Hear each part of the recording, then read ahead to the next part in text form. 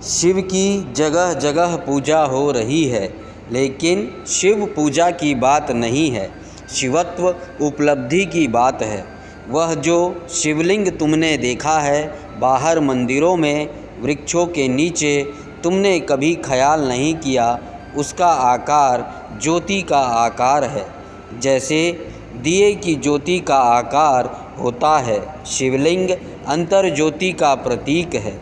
जब तुम्हारे भीतर का दिया जलेगा तो ऐसे ही ज्योति प्रकट होती है, यही रूप होता है उसका।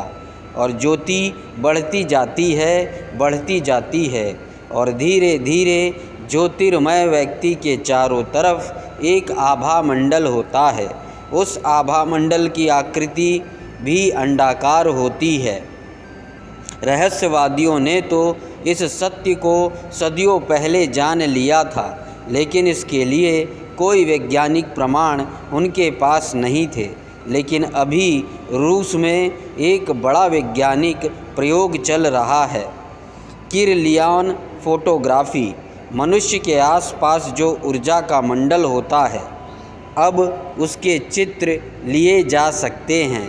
इतने सूक्ष्म फिल्म बनाई जा चुकी है जिनसे न केवल तुम्हारी देह का चित्र बन जाता है, बल्कि देह के आसपास जो विद्युत प्रकट होती है उसका भी चित्र बन जाता है। और किरलियन चकित हुआ है, क्योंकि जैसे जैसे व्यक्ति शांत होकर बैठता है, वैसे वैसे उसके आसपास का जो विद्युत मंडल है उसकी आकृति अंडाकार हो जाती है। उसको तो शिवलिंग का कोई पता नहीं है, लेकिन उसकी आकृति अंडाकार हो जाती है। शांत व्यक्ति जब बैठता है ध्यान में तो उसके आसपास की ऊर्जा अंडाकार हो जाती है।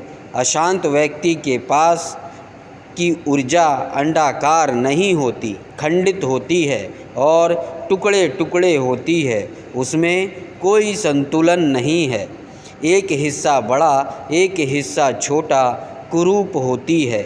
शिवलिंग ध्यान का प्रतीक है, वह ध्यान की आखिरी गहरी अवस्था का प्रतीक है। और जिसने ध्यान जाना हो उसके ही भीतर गोरख जैसा ज्ञान पैदा होता है। संतों की परंपरा में गोरख का बड़ा मूल्य है, क्योंकि गोरख ने जितनी ध्यान को पाने की विधियां दी है उतनी किसी ने नहीं दी है। गोरख ने जितने द्वार ध्यान के खोले किसी ने नहीं खोले। गोरख ने इतने द्वार खोले ध्यान के, गोरख के नाम से एक शब्द ही हमारे भीतर चल पड़ा है, गोरख धंधा। गोरख ने इतने द्वार खोले कि लोगों को लगा कि यह तो बड़ी उलझन की बात हो गई। गोरख ने एकाध द्वार नहीं खोला, अनंत द्वार खोल दिए। गोरख ने इतनी बातें कह दी जितनी किसी ने कभी नहीं कही थी। बुद्ध ने ध्यान की एक प्रक्रिया दी, विपासना, बस पर्याप्त। महावीर ने ध्यान की एक प्रक्रिया दी, शुक्ल ध्यान, बस पर्याप्त। पतंजलि ने ध्यान की एक प्रक्रिया दी, निर्विकल्प समाधि, बस पर्याप्त। गोरख ने परमात्मा के मंदिर में जितने संभव द्वार हो सकते थे सब द्वारों की चाबियां दी है। लोग तो उलझन में पड़ गए, बिगचुन में पड़ गए, इसलिए गोरख धंधा शब्द बना लिया। जब भी कोई बिगचुन में पड़ जाता है तो वह कहता है, बड़े गोरख धंधे में पड़ा हूँ। तुम्हें भूल ही गया है कि गोरख शब्द कहाँ से आता है, गोरखनाथ से आता है। गोरखनाथ अद्भुत व्यक्ति हैं, उनकी गणना उन थोड़े से लोगों में होनी चाहिए, कृष्ण, बुद्ध, महावीर, पतंजलि, गोरख, बस इन थोड़े से लोगों में ही उनकी गिनती हो सकती है।